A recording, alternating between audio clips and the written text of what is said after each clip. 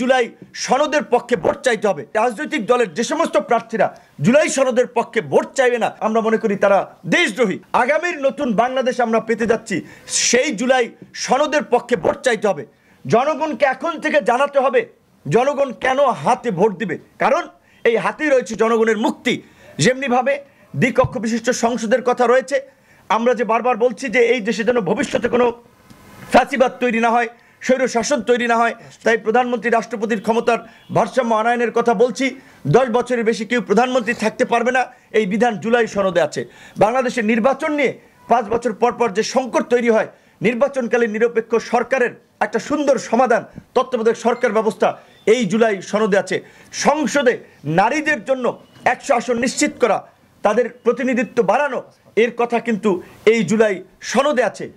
সর্বোপরি একটা ভারসাম্যপূর্ণ সংসদ এবং জবাবদিহিতামূলক রাষ্ট্র নিশ্চিত করার জন্য বেশ কিছু কার্যকর প্রস্তাবনা সংস্কার এই সনদে আছে। আমাদের তরুণরা যে বিসিএস নিয়ে সবচেয়ে বেশি উদ্বিগ্ন থাকে যে বিসিএস পরীক্ষাটা ফেয়ার হয় কিনা, রাজনৈতিক দলগুলো তাদের নেতাকর্মীদেরকে বিবেচনা করে কিনা নিয়োগের ক্ষেত্রে, এই জুলাই সনদে রয়েছে যে 3টা পিএসসির আপনার হবে, একটা শিক্ষা, একটা সাধারণ, একটা চিকিৎসকদের, মানে 3টা কমিশন হবে।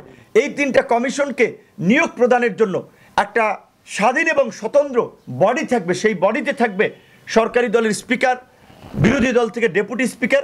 এইভাবে কিন্তু যেন দলকানা ব্যক্তিরা ওই পিএসসিতে নিয়োগ না পায় সেই ব্যবস্থা করা হচ্ছে।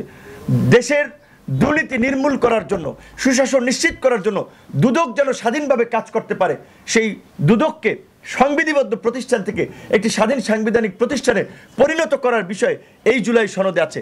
কাজেই আমরা যদি শুধুমাত্র দলের পক্ষে ভোট চাই, তাহলে কিন্তু জুলাই সনদটি চাপা পড়ে যেতে পারে।